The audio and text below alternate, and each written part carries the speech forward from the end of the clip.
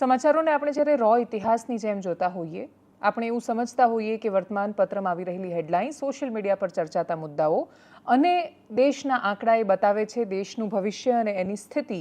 આ જ ઘટનાઓ છે જે આવનારા સમયમાં ઇતિહાસ થવા જઈ રહી છે. ત્યારે શરૂઆતમાં ખૂબ જરૂરી છે સમજવા અર્થતંત્રના અને આપણા આવી રહેલા ભવિષ્યના આંકડાઓને સમજવા. નમસ્કાર, આપની સાથે હું દેવાંશી.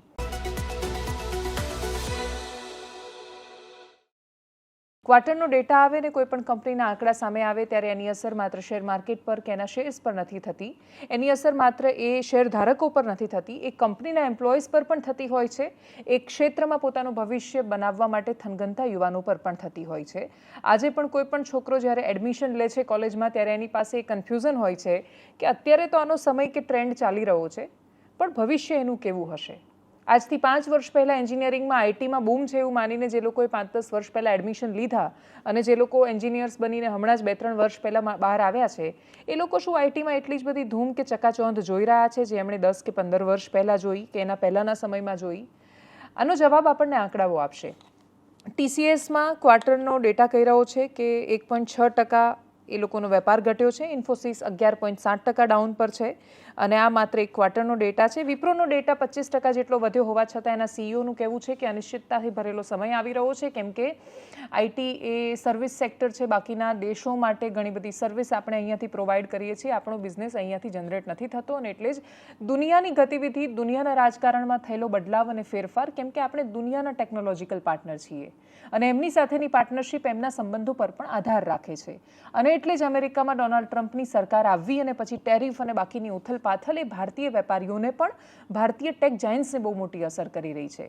આઈટીમાં કામ કરતા માણસોએ જે અદ્ભુત સમય જોયો અને એમણે ખૂબ પૈસા કમાયા, એ ખૂબ બધા કમાયેલા પૈસા આવનારા 10 વર્ષ સુધી પણ એટલી ને એટલી નોકરી આપશે? એનો જવાબ પણ ના છે, કેમ કે હાયરિંગની ડિમાન્ડ્સ ઘટી રહી છે. કંપની જે એક સાથે હાયરિંગ કરતી હતી, આઈઆઈટીમાંથી માણસોને ઉઠાવતી હતી, એન્જિનિયરિંગ કોલેજમાંથી લોકોના હાયરિંગ થતા હતા, એ ઘટી રહ્યા છે.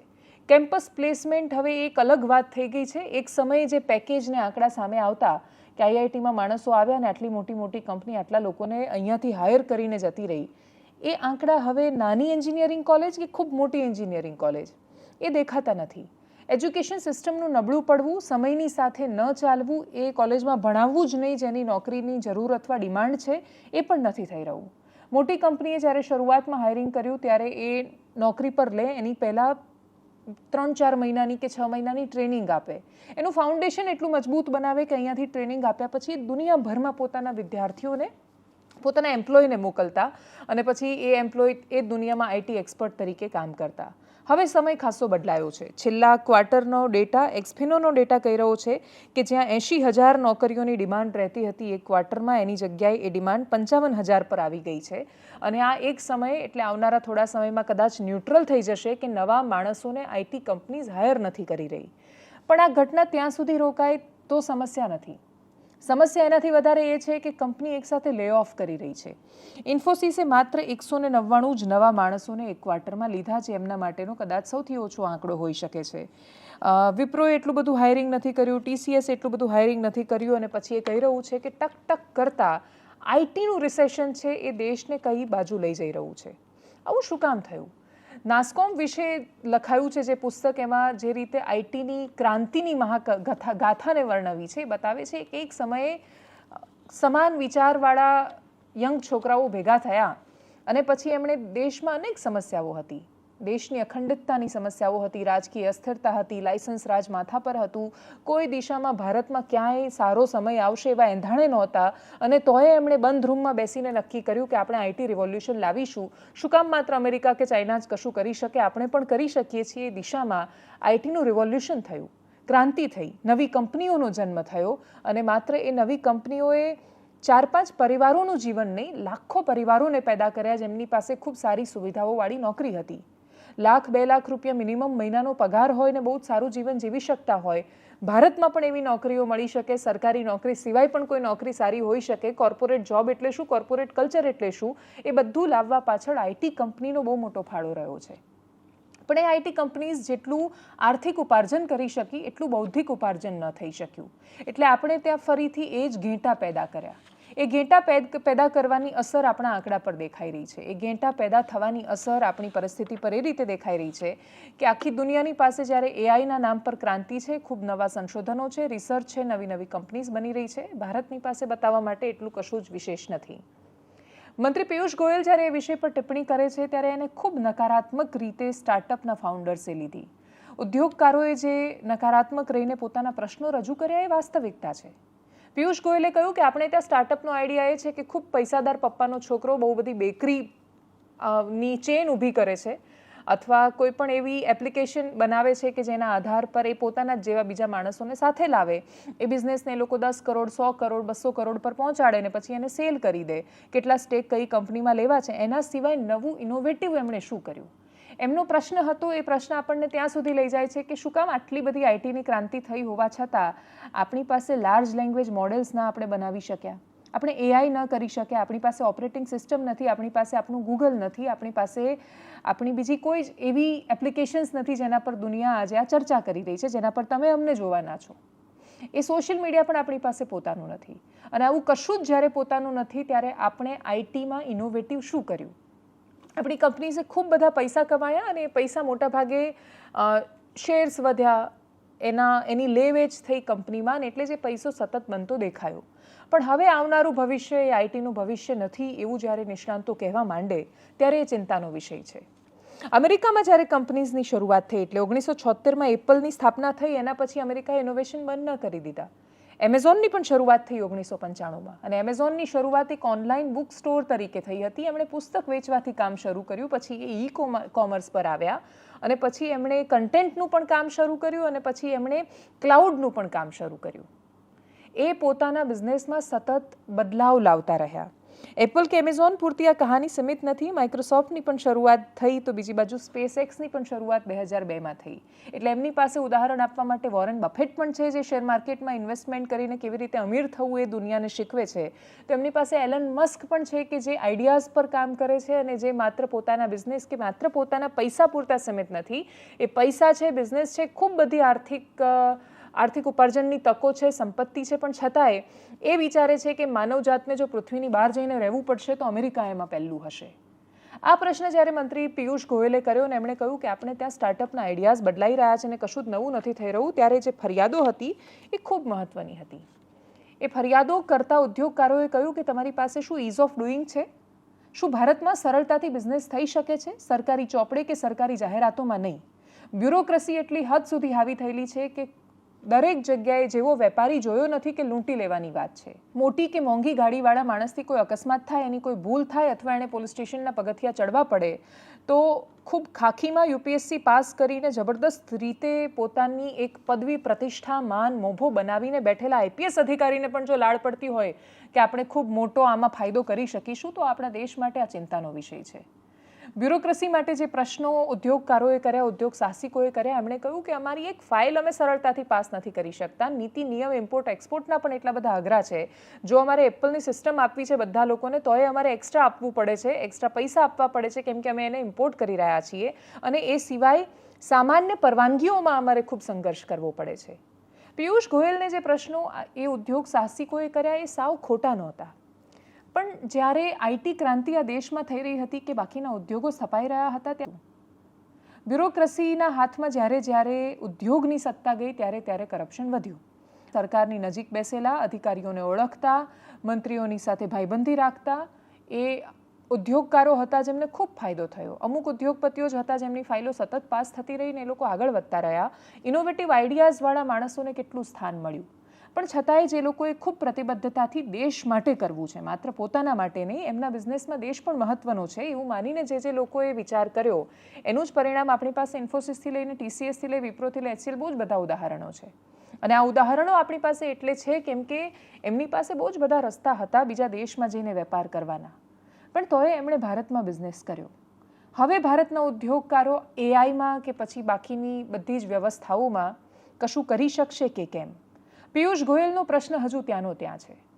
પિયુષ ગોયલ જો અપેક્ષા એ રાખતા હોય હવે આજના સ્ટાર્ટઅપવાળા યુવાનો પાસેથી કે જેમ પંચાયતી રાજ વચ્ચે ખૂબ બધી લાંચ, રિશ્વત આપીને ખૂબ સહન કરીને અધિકારીઓની કેબિનની બહાર કલાકો સુધી બેસીને ભ્રષ્ટાચારનો ભોગ બનીને જે રીતે જે તે સમયના સાહસિકોએ કામ કર્યું, નારાયણ મૂર્તિએ જે કર્યું એ હવે તમે કરો, તો આજના ઉદ્યોગકારો કદાચ એ નહીં કરી શકે. અને એટલે જ એ દાયિત્વ હવે સરકારની પાસે જઈ રહ્યું છે કે સરકાર ઇઝ ઓફ ડુઈંગ કેટલું લાવી શકે છે. આંકડાઓ સરકાર માટે બહુ જ મોટો પડકાર બનીને આવી રહ્યા છે, કેમ કે દેશમાં તમે સમસ્યાઓ કે સમાચાર વાંચો, સમાચાર છે પ્રાંતવાદના, સમાચાર છે ભાષાવાદના, સમાચાર છે જાતિવાદના, સમાચાર છે ધર્માંધતાના, સમાચાર છે એકબીજાને કેવી રીતે નીચા પાડી દેવા છે એના, સમાચાર છે તર્ક વગરની લડાઈઓના, સમાચાર છે માત્ર એમને જ આંદોલન કરવાના જેનું કોઈ કારણ પણ નીચે નથી હોતું. એમને એ પણ નથી ખબર હોતી ભેગી થયેલી ભીડને, ભેગી થયેલી રાજનૈતિક ભીડને કે ભેગા કેમ થયા છે. અને તો એ રસ્તા પર ઉતરેલી ભીડ બતાવે છે કે એ નવરી છે.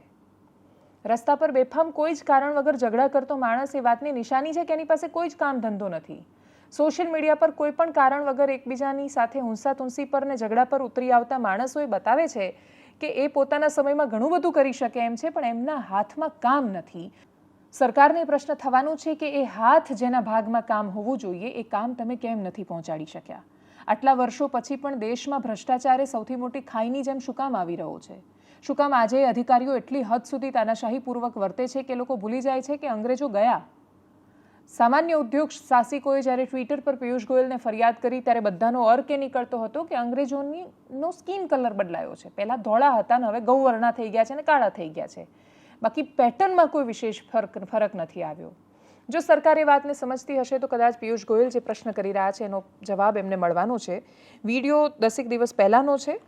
TCS, ઇન્ફોસિસ, વિપ્રો એ બધાના ડેટા નવા છે અને સમાચારો આપણી આજુબાજુની દુનિયાની વાસ્તવિકતા છે. પિયુષ ગોયલને સાંભળીએ. What are India's startups doing today? We are focused on food delivery apps, turning unemployed youth into cheap labor so the rich can get their meals without moving out of their house. And against that, what does a Chinese startup do? Work on developing electric mobility, battery technologies, and with that they're today dominating the electric mobility ecosystem. We are very proud of what India has done. But are we the best in the world as yet? Not yet. Should we aspire to be? Or are we going to be happy being delivery boys and girls? हो सकता है कि कोई लोग मेरी आलोचना भी कर सकते हैं कि तुम दूसरे देश से क्यों कंपेयर कर रहे हो. मुझे कोई आपत्ति नहीं है. हमने सीखना होता है. We have to be willing to evolve. We have to be willing to learn. We want to aspire to be bigger and better. Then we have to be bolder. And we should not fight shy of the competition. After all, we are the world's third largest startup ecosystem. But I'm sure each one of you aspires that India should be the world's largest startup ecosystem. I've been going through a lot of our startup success stories. And when I go all over the country, we often have startup presenting to us what work they're doing. Fancy ice cream and cookies. In fact, I know at least 3 or 4 billionaires whose children make on one brand or the other very fancy ice creams and cookies and run a very successful business, and I have no complaint against that. But is that the destiny of India? क्या भारत का भविष्य उससे संतुष्ट है? Healthy ice cream, zero gluten free, whatever, I don't know, vegan, ये सब शब्द लगा के अच्छी पैकेजिंग करके हम स्टार्टअप बोलते हैं अपने आप को. ये स्टार्टअप नहीं है, ये एंटरप्रेन्योरशिप है, ये बिजनेस है.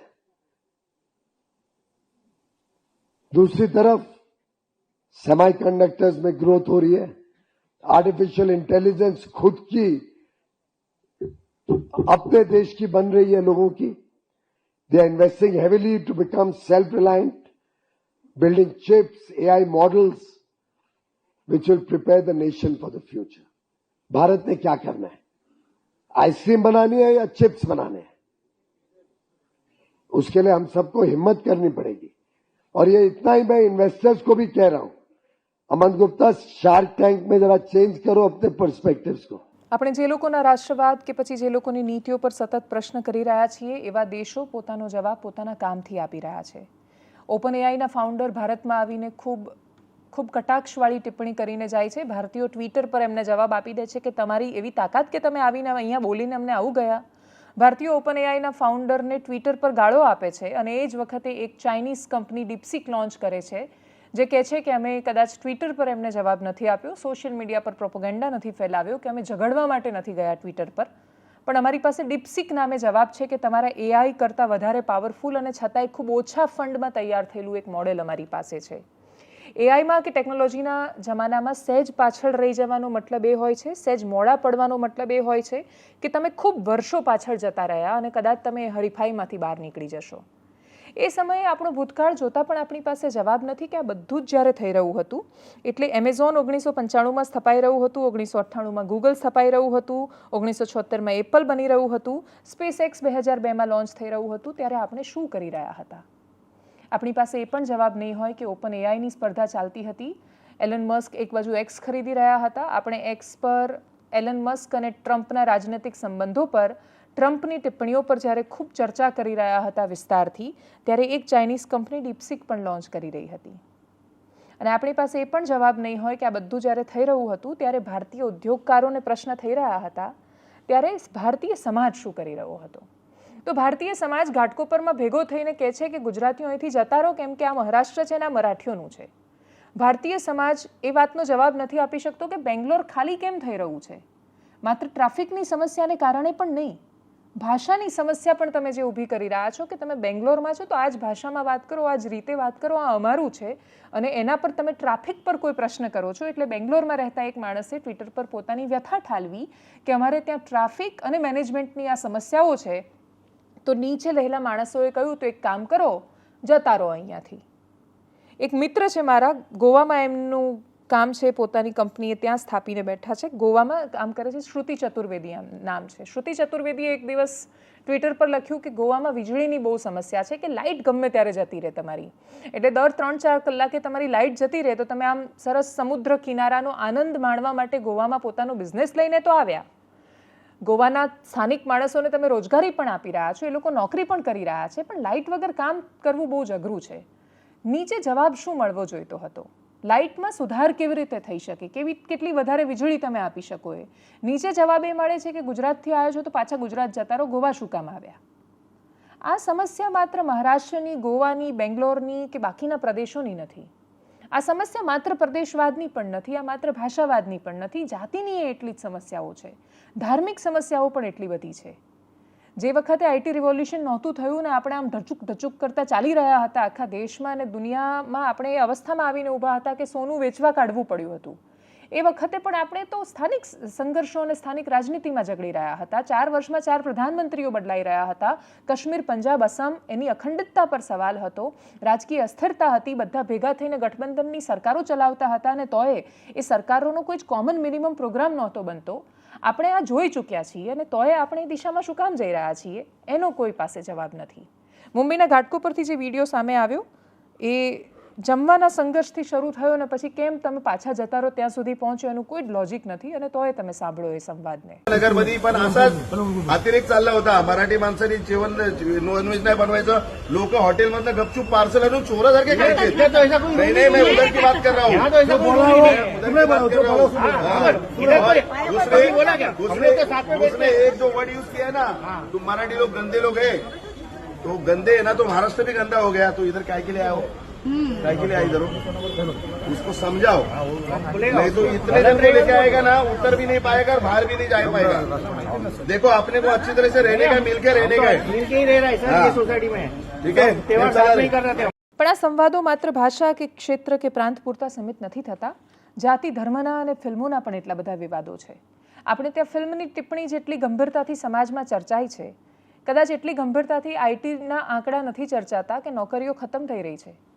3 મહિનામાં 30,000 જેટલી નોકરીઓનું ખતમ થઈ જવું, ને એ પણ માત્ર આઈટીમાં, જે સર્વિસ સેક્ટરનું દેશની જીડીપીમાં 60-70% જેટલું યોગદાન છે, જે સર્વિસ સેક્ટરમાં આઈટીનું બહુ જ મોટું યોગદાન છે, એ નોકરીઓ એની ખતમ થઈ રહી છે. માત્ર એન્જિનિયર્સનો સવાલ નથી, બહાર પડતા મોટા ભાગના પ્રોફેશનલ ક્યાં નોકરી કરવાના છે એ નથી ખબર. સ્ટાર્ટઅપ બધા કરે છે પણ બધા સરખા ટાઈપનું સ્ટાર્ટઅપ કરી રહ્યા છે. તો આપણે ડિલિવરી બોય સિવાય આપી શું રહ્યા છીએ ઇકોનોમીને? કે આપણે એક એવું સ્ટાર્ટઅપ બનાવ્યું છે, હજારો માણસોને નોકરી આપી રહ્યું છે, પણ એ ડિલિવરી કરવાની કે પાર્ટ ટાઈમ નોકરી આપે છે. સારી નિશાની એ છે કે 20 વર્ષના છોકરાઓ પાર્ટ ટાઈમ કામ કરતા થયા છે. એ બ્લિંકિટથી ડિલિવરી કરે છે, ઝોમેટોથી ડિલિવરી કરે છે અને પૈસા કમાઈ રહ્યા છે. પણ છેલ્લે આપણે દેશમાં યોગદાન શું આપી રહ્યા છીએ એનો જવાબ નથી, પણ આપણી પાસે એનો જવાબ છે કે અનુરાગ કશ્યપ એક ટિપ્પણી કરે, ફૂલે ફિલ્મનો વિવાદ હોય અને પછી એ વિવાદ આખો જાતિ પર પહોંચી જાય. વિવાદ પહેલાં સમજાવો, ફૂલે ફિલ્મ શું છે? સાવિત્રીબા ફૂલે અને જ્યોતિબા ફૂલેના જીવન સંઘર્ષ પર એક ફિલ્મ આવી રહી છે. ગુજરાતી મૂળ કલાકાર છે પ્રતિક ગાંધી. એ પ્રતિક ગાંધી એમાં લીડ રોલમાં છે. એ ફિલ્મનું ટીઝર રિલીઝ થયું તો વિવાદ થયો. એમાં 3 સંસ્થાઓ સામે આવી: હિન્દુ મહાસંઘ, અખિલ ભારતીય બ્રાહ્મણ સમાજ, પરશુરામ આર્થિક વિક્રમ મહામંડળ. આ 3 સંસ્થાઓ સામે આવી અને પછી એમાંથી એક વ્યક્તિ પણ સામે આવ્યા ને એમણે પોતાનો તર્ક મૂક્યો કે ભાઈ તમે ફિલ્મમાં જે બતાવવું હોય એ બતાવો, પણ તમે એ હકીકત ન ભૂલાવી દો એની અંદરથી કે સાવિત્રીબા ફૂલે કે જ્યોતિબા ફૂલેને પહેલી સ્કૂલ માટે જે મદદ કરવાવાળા હતા એ પણ એક બ્રાહ્મણ હતા જેમણે પોતાની જગ્યા આપી હતી. એટલે તમે બ્રાહ્મણોને માત્ર નકારાત્મક રીતે ન બતાવો એ અમારો વાંધો છે. ફિલ્મમાં સેન્સરશિપમાં એમ પણ થોડા જ માણસોનું વર્ચસ્વ ચાલે છે, એટલે કોને કઈ ફિલ્મને કેવી રીતે જોવી, અને છેલ્લા 10 વર્ષથી આપણે જેટલી ગંભીરતાથી ફિલ્મોને જોઈ રહ્યા છીએ એટલી ગંભીરતાથી કદાચ અર્થતંત્રના આંકડા વાંચતા હોત તો આપણે ખૂબ બહેતર પરિસ્થિતિમાં હોત. જેટલો બહુમત સરકારને મળ્યો અને જેટલી બહુમતીવાળી સરકાર રહી, આટલી તાકાતવાળી સરકાર ભારતના ઇતિહાસમાં બહુ જ ઓછી આવેલી છે. અને સતત આવેલી હોય ને સતત આટલા સાનુકૂળ વાતાવરણમાં કોઈ સરકારને સમય મળ્યો હોય એ પણ બહુ જ ઓછો સમય છે. એવા સમયમાં સરકાર પાસેથી ખૂબ બધી અપેક્ષાઓ હતી, પણ આપણા મુખ્ય મુદ્દાઓ ચર્ચાના છેલ્લા 10 વર્ષમાં કયા રહ્યા એના પરથી પણ આપણને સમજાશે કે આપણને એ જ મળી રહ્યું છે જે આપણે વાવ્યું છે. અનુરાગ કશ્યપ આવ્યા. એમાં અનુરાગ કશ્યપે એક ટિપ્પણી કરી છે. એમણે એવું લખ્યું કે ધડક 2ની સ્ક્રીનિંગમાં સેન્સર બોર્ડનું એવું કહેવું હતું કે મોદીજીના ઇન્ડિયામાં તો કાસ્ટ સિસ્ટમ તો ખતમ થઈ ગઈ છે અને એટલે જ એના આધાર પર સંતોષ નામની એક ફિલ્મ છે, તો સંતોષ પણ ભારતમાં રિલીઝ નથી કરી. તો હવે કાસ્ટ સિસ્ટમ છે જ નહીં તો બ્રાહ્મણ ક્યાંથી આવ્યા? બ્રાહ્મણ નથી તો પછી તમને તકલીફ શું પડી રહી છે? જો કાસ્ટ સિસ્ટમ નથી તો જ્યોતિબા ફૂલે ને સાવિત્રીબા બન્યા કેમ? જો કાસ્ટ સિસ્ટમ નહોતી તો પછી આ બ્રાહ્મણિઝમ એક્ઝિસ્ટ નહોતું કરતું તો પછી ભારતમાંથી કાસ્ટ સિસ્ટમ નીકળી કેવી રીતે? એમણે ખૂબ બધા પ્રશ્નો કર્યા અને પછી એમણે કહ્યું કે આપ બ્રાહ્મણ લોગ હો યા ફિર આપકે બાપ હૈ જો ઉપર બેઠે હૈ, ડિસાઇડ કર લો. જો ભારતમાં કાસ્ટ સિસ્ટમ નથી. એમણે એ ટિપ્પણી કરી અને એ હતી કે ભાઈ બ્રાહ્મણો વિરોધ શું કામ કરી રહ્યા છે ફૂલે ફિલ્મમાં. એટલે સુધી તો બધું બરાબર ચાલી રહ્યું હતું. આટલે સુધી તો આટલા ફ્રીડમ ઓફ એક્સપ્રેશનમાં આપણા દેશમાં બહુ વિશેષ વાંધો આવતો નથી. એટલી તો સહનશક્તિ હવે ધીરે ધીરે થઈ ગઈ છે. પણ પછી થઈ એક એવી કોમેન્ટ જેના પર એક ખરાબ કોમેન્ટ હતી. એ ખરાબ કોમેન્ટ નીચે બીજી એક ખરાબ કોમેન્ટ અનુરાગ કશ્યપે કરી અને એ ખરાબ કોમેન્ટનો મતલબ ભાવાર્થ એવો નીકળતો હતો કે હું બ્રાહ્મણો પર મૂત્ર વિસર્જન કરી દઈશ. હવે આ પ્રકારની વાત જ્યારે આવે તો જે સેન્ટિમેન્ટ, આપણે ત્યાં ભાવનાઓ બહુ ઝડપથી આહત થાય અને આ પ્રકારની ટિપ્પણી થાય તો એ બહુ સ્વાભાવિક છે કે આહત થશે. અને એક ખૂબ મોટા ફિલ્મ મેકર આ પ્રકારની ટિપ્પણી કરે તો એનો વિવાદ થાય. હવે ફૂલે ફિલ્મનો વિવાદ, સેન્સરશિપની તાનાશાહી. સેન્સરશિપ ખાલી ફૂલેને નહીં, સંતોષે રિલીઝ નથી થવા દેતું, એ ધડક 2માં પણ આ કરી રહ્યું છે. સેન્સરશિપ અનેક ફિલ્મોમાં પ્રતિબંધ લગાવી રહ્યું છે. ફિલ્મ મોટાભાગે માસ કમ્યુનિકેશનનું કામ કરે છે, એક નેરેટિવ ફેલાવવાનું કામ કરે છે અને એ નેરેટિવ જો સત્તાને અનુકૂળ ન આવે તો સેન્સરશિપ આમ પૂરી સ્વાયત્ત સંસ્થા હોવા છતાં એ સરકાર તરફી જો પ્રોપોગેન્ડા છે તો એના માટે સેન્સરશિપ આમ ફૂલોની ચાદર બિછાવે છે. કંગના રનૌતની ફિલ્મ ઇમરજન્સી સાથે જે થયું એના અપવાદ સિવાય, અને જો એ સરકારની સામે હોય તો એને રિલીઝ નથી થવા દેતી અથવા ખૂબ સંઘર્ષો છે, ખૂબ કટ મરાવે છે, એ હકીકત છે. એ આખો વિવાદ બાજુ પર રહ્યો અને વિવાદ હવે અનુરાગ કશ્યપની ટિપ્પણી પર આવ્યો. અનુરાગ કશ્યપે માફી માંગી એ એરોગન્સ સાથે માંગી, એને માફી જ ન કહી શકાય. અનુરાગ કશ્યપે લખ્યું છે કે આ મારી એપોલોજી છે, મારી પોસ્ટ માટે નહીં પણ એક લાઇન માટે જે તમે આઉટ ઓફ કોન્ટેક્સ કાઢી છે. અને એમણે ફરી એકવાર બ્રાહ્મણો પર પ્રહાર કરતાં કહ્યું કે તમે મારા પરિવારને, દીકરીને કે બાકીના બધા લોકોને રેપ અને ડેથ થ્રેટ આપી રહ્યા છો, જે પોતાની જાતને સંસ્કારના કિંગપિન કહે છે. અને એટલે જ કીધેલી વાતને પાછી નથી લઈ શકાતી, પણ જો તમારે ગાળ આપવી જ છે તો મને, મારા પરિવારને નહીં આપો, મને આપો. અગર મુझसे माफ़ी ही चाहिए तो ये मेरी एपोलॉजी है. ब्राह्मण लोग औरतों को बख्श दो, इतना संस्कार तो शास्त्रों में भी है, सिर्फ मनुवाद में नहीं है. आप कौन से ब्राह्मण हो तय कर लो, बाकी मेरी तरफ से माफ़ी. અનુરાગ કશ્યપ આજે કહી રહ્યા છે એને માફીની શ્રેણીમાં તો એ નથી જ આવતું. એમણે જે ભાષાનો ઉપયોગ કર્યો છે એ ભાષા એ જ પ્રતિકાર અથવા એ જ જવાબ છે જેની સામે ફિલ્મ બની છે. કોઈ પણ ફિલ્મ એ માત્ર કોઈ એક સમાજનું પ્રતિનિધિત્વ નથી કરતી. જ્યોતિબા ફૂલે, સાવિત્રીબા ફૂલે, બાબા સાહેબ આંબેડકર સહિત અનેક નેતાઓ છે. એમનું સૌથી મોટું નુકસાન એ લોકો કરી રહ્યા છે જે લોકો માને છે આ માત્ર એક જાતિ વિશેષના નેતાઓ છે. એ જાતિ વિશેષના નેતાઓ નહોતા. એમણે સમાજના દરેક શોષિત વંચિત બધા માટે કામ કર્યું જે એ વખતે સમાજમાં પીડાયેલા હતા. એ વખતના સમાજની એ હકીકત હતી. એ વખતે જે અત્યાચારો થયા એ ડોક્યુમેન્ટેડ છે. અંગ્રેજોએ એનો કેટલો ફાયદો ઉઠાવ્યો ને એના કારણે દેશને શું ગંભીર નુકસાનો થયા એ પણ આપણી સામે છે. પણ એના પછી જ્યારે એ અત્યાચારોનો ઉપયોગ માત્ર એક સમુદાય કે જાતિ માટે નફરત ફેલાવવા માટે કરવામાં આવે તો એ પ્રશ્નાર્થ ઊભું કરે છે. અનુરાગ કશ્યપના ઇન્ટેન્શન્સ પર, એમના ઉદ્દેશ્ય પર એટલા માટે પ્રશ્ન ઊભો થાય છે કેમ કે એ જે ભાષા વાપરી રહ્યા છે એ ભાષા બદલો કઈ રીતે ન્યાય હોઈ શકે? એ હિસાબથી તો સ્ત્રીઓએ પુરુષોને મારવા જોઈએ સતત. એ પત્ની જે પતિ જ્યારે 60 વર્ષનો થઈ જાય ને પોતે સશક્ત હોય ત્યારે એણે દરરોજ પેલા ચામડાના પટ્ટાથી પતિને મારવાનું શરૂ કરવું જોઈએ. કેમ કે એવું કહી શકે છે ને કે 35 વર્ષ તે મને મારી, હવે હું તને મારીશ. એ હિસાબથી જો બદલો લેવાની શરૂઆત થશે તો આ દુનિયાનો કોઈ પુરુષ સુરક્ષિત નહીં હોય. કેમ કે સૌથી વધારે અત્યાચારો તો ઇતિહાસે સ્ત્રી પર કર્યા છે અને દુનિયાની દરેક સભ્યતાઓને ઇતિહાસે કર્યા છે. પરંતુ છતાંય આપણે બધાનો એક કોમન વિશ્વાસ એ વાતમાં છે કે બદલો એ ન્યાય નથી હોતો. ન્યાયનો મતલબ એ હોય છે કે જે થયું એ થયું, પૂરું કરો, હવે આપણે પ્રેમથી રહેવાની શરૂઆત કરવી પડશે. શું આપણે બધા જ બહુ જ સરસ સૌહાર્દ પ્રેમથી રહી રહ્યા છીએ? ઇક્વાલિટી છે, સમતા છે, સમાનતા છે? જવાબ ના છે. આપણે ખાસા દૂર છીએ. પણ આપણે એ જ દિશામાં છીએ તો હકીકત છે. આપણે ઊંધા નથી જઈ રહ્યા. આપણે પ્રયત્ન કરી રહ્યા છીએ કે આપણે એ દિશામાં પહોંચીએ જ્યાં સૌહાર્દ હોય, જ્યાં પ્રેમ હોય, એકબીજા સાથે પ્રેમથી રહેતા હોય માણસો, જ્યાં નફરત ન હોય, માત્ર સરનેમ જોઈને જજ કરવાની વાત ન હોય. પણ જો એ બદલાની જેમ લેવાશે અને અનુરાગ કશ્યપ જેવા માણસો જો કંઈ પણ લખે રાખશે તો ક્યારેય આનો ઉકેલ નહીં આવે. અને એમાં એમણે જેને એ માફી કહી રહ્યા છે એ માફી તો છે જ નહીં. અનફોર્ચ્યુનેટલી આ આપણા દેશના મુખ્ય સમાચારો છે. કમનસીબે આપણા દેશમાં સૌથી વધારે ચર્ચાના વિષયો બને છે મંદિર તૂટવું, મસ્જિદ તૂટવું, એની અંદર નીચેથી મૂર્તિઓ શોધવી, એની અંદર મસ્જિદમાંથી કશુંક શોધવું, કોની ક્યાં કબર પહેલાં શું હતું, એના પછી શું હતું, એ આપણા મુખ્ય મુદ્દાઓ છે. એ આપણા સમાચાર પત્રોની હેડલાઇન છે. એ સોશિયલ મીડિયા પર લોકોને સૌથી વધારે ઉત્તેજિત કરે છે અને ખૂબ પોતાને ઇન્ટેલેક્ચ્યુઅલ માનતા માણસો પણ એ જ ટિપ્પણીઓમાં અને વિવાદોમાં ફસાઈ રહ્યા છે. એક બાજુ આપણે એવું કહી રહ્યા છીએ કે આપણે આપણા દેશને બહુ જ અલગ ને જબરદસ્ત દિશામાં લઈ જવા માંગીએ છીએ. આપણી પાસે તો અર્થતંત્રના આંકડાઓનો એ જવાબ નથી ને આંકડાઓનો જવાબ એ હોય છે કે તમે દેશભક્ત છો ને કાં તો તમે દેશભક્ત નથી. એક ટ્વીટ તમને દેશભક્ત કે દેશદ્રોહી સાબિત કરી દે છે. ટ્વિટર પર પોતાની જાતને ખૂબ ન્યાયી અને સમતાવાળા સાબિત કરવા માંગતા માણસો, અનુરાગ કશ્યપ જેવા માણસો કે જે ન્યાયની તરફેણમાં છે એ સાબિત કરવા માટે એક વિશાળ સમુદાય પર પ્રશ્નાર્થ ચિહ્ન મૂકી દે છે. જે સમુદાયનું યોગદાન આ દેશમાં અન્યાય કરવા પૂરતું તો સીમિત નથી જ રહ્યું. એ સમુદાય કે જે સમુદાયે ચાણક્યો પણ આપ્યા છે, જે સમુદાયે પરશુરામ પણ આપ્યા છે, એ સમુદાયે દેશની નેતાગીરીમાં બહુ વિશેષ યોગદાન આપ્યું છે. જે વિચારધારાને એ માને છે એ વિચારધારાના સૌથી મોટા નેતા પણ એ સમુદાય અને સમાજે આપ્યા છે. પણ છતાંય તમે જ્યારે નફરત ફેલાવવાની વાત કરો છો ત્યારે પછી એ નફરતમાં એ સમતા અને સમાનતા તરફ જઈ રહ્યા છીએ. અને એટલે જ અપેક્ષા રાખીએ કે ખૂબ ગંભીર વિષયો પર આપણે કોઈક દિવસ ચર્ચા કરતા થઈએ. એનાલિસિસમાં અત્યારે બસ આટલું. જો આપ અમને યુટ્યુબ પર જોઈ રહ્યા છો તો સબસ્ક્રાઇબ કરો, ફેસબુક પર જોઈ રહ્યા છો તો ફોલો કરો, અમારા વિડીયોને શેર કરો. અને દેશ માત્ર નાગરિકોથી મહાન બની શકે છે. અને આપણે માત્ર રસ્તા પર કચરો ન ફેંકીને કે રસ્તા પર થૂંકવાનું બંધ કરીને પણ યોગદાન આપી શકીએ છીએ. નમસ્કાર.